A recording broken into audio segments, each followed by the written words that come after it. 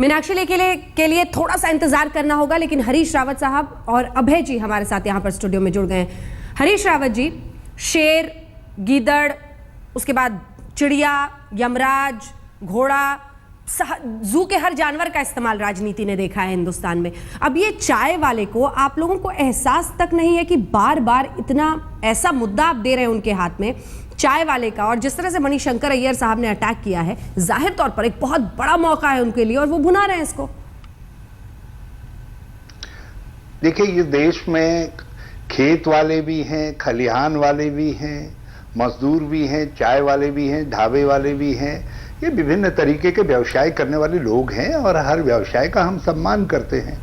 और हमारी पार्टी या हमारी सरकार तो वो सरकार है जिसने ढाबे वाले, रेहड़ी पट्टी वालों को सामाजिक सुरक्षा देने के लिए अभी संसद में कानून लाए हैं। तो ऐसा नहीं है कि हमारे मणिशंकर अय्यर साहब क्या बोल रहे थे फिर रावत साहब? जिस तरीके, अरे मणिशंकर अय्यर साहब क्या बोल रहे थे? मैं वही कह रहा हूं कि जिस तरीके की भाषा का इस्तेमाल आजकल राजनीति में हो रहा है, और ऐसा नहीं है कि इस तरीके की भाषा का इस्तेमाल करने में कोई नरेंद्र मोदी जी परहेज कर रहे हो, बल्कि उन्होंने जिस तरीके की भाषा का इस्तेमाल किया है, एक प्रधानमंत्री पद के उम्मीदवार के लिए वो भाषा शोभायमान नहीं है, मगर वो बराबर करते रहे हैं। और इसलिए किसी ने यदि उनकी बात की उन्हीं की तरीके से चुटकी काट ली तो आज आप उसको एक राजनीतिक मुद्दा बनाने जुट गए। अरे रावत साहब, शुरुआत तो आपने की थी ना, मौत का सौदागर किसने कहा था? जवाब देंगे रावत साहब, हम उसका माकूल जवाब। मौत का सौदागर से जो पहल हुई थी, फिर गूंगी गुड़िया पे गई। आप शब्दों में हेरफेर कर सकते हैं, मगर इस सत्य से कौन इनकार कर सकता है कि अहमदाबाद की गलियों में जो कुछ हुआ वो एक नरसंहारी तो था। और वो जिस तरीके का खून खराबा हुआ, और इसलिए वो थे या नहीं थे, मगर वो वहां के मुख्यमंत्री थे, जिम्मेदारी उनकी थी उसको रोकने की, वो रोक नहीं पाए। उससे तो आप परहेज करने लगे, उस पर बोलने से तो परहेज करने लगे। आप चाय वाले पर आ गए, और चाय वाले पर आप साफ साफ ये कहिए हरीश रावत जी, क्या आप लोगों को खेद है? आप मणिशंकर अय्यर साहब को कम से कम उनसे एक्सप्लेनेशन मांगेंगे कि इस तरह की बात का क्या मतलब है? आप खुद कह रहे हैं प्रधानमंत्री के उम्मीदवार हैं, और वो कहते हैं कि आइए एआईसीसी में आप स्टॉल लगाइए चाय की।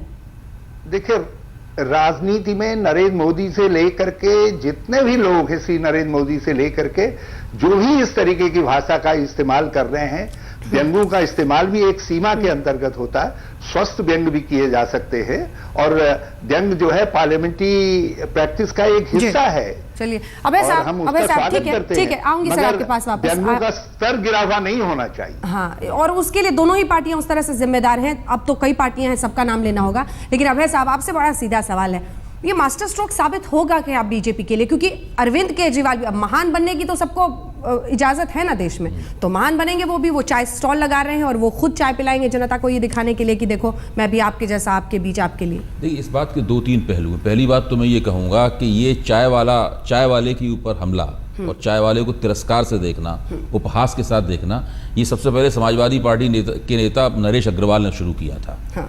अच्छा, मुझे ये देख के बड़ा अफसोस हुआ कि मणिशंकर अय्यर जैसा व्यक्ति भी वही बात दोहरा रहा है जो नरेश अग्रवाल ने कही थी। अब नरेश अग्रवाल की बातों को तो कोई गंभीरता से लेता नहीं, उनकी राजनीतिक हैसियत भी कोई इतनी बड़ी नहीं है।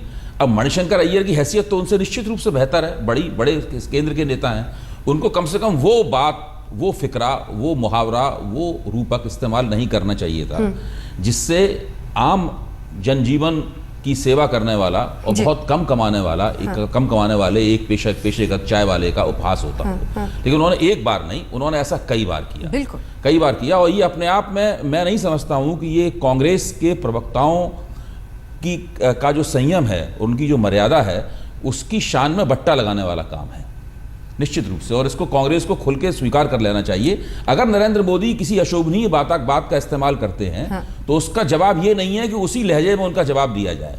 कांग्रेस को अगर भाजपा से अपने आप को बेहतर साबित करना है तो उसे उस भाषा का इस्तेमाल नहीं करना चाहिए।